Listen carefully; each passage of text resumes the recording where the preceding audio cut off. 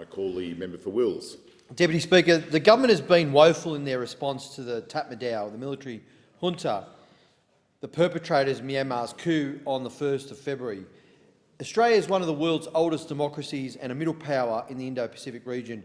We have a responsibility, and it is in our national interest to stand up and defend democracy. I've called for Australia to act. There is more we can do. Our allies are taking action.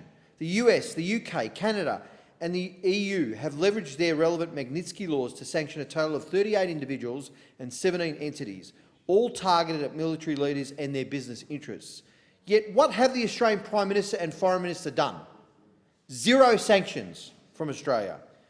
Yes, we've restricted the sales of arms to Myanmar, and we've also suspended, belatedly, the military cooperation with Myanmar, the agreement that we had. But only 6 weeks after the first live bullets were fired at democracy protesters. Now, I know the Prime Minister is out of his depth on foreign relations and still hasn't mastered his brief after 3 years. So I'll make this easy for him. I'll outline exactly what he needs to do to put in place sanctions. Australia can immediately impose sanctions on individuals, including Myanmar's military leaders, through Section 6 of the Autonomous Sanctions Regulations of 2011.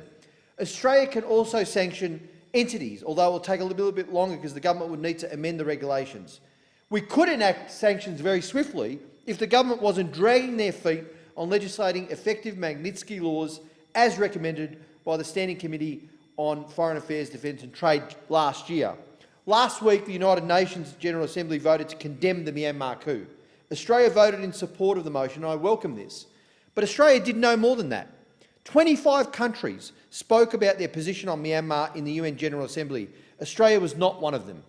Of course, some will argue that the UN General Assembly is symbolic only, but moments like this signalled to the rest of the world where Australia stands. Speaking up for democracy matters. Using our diplomacy matters. The Prime Minister made these very points in his G7 speech, but the rhetoric and the fine words must be backed up with substantive actions.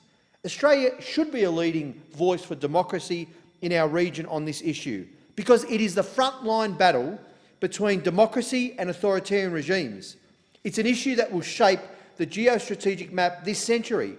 And despite some fine words, Australia is MIA, missing in action.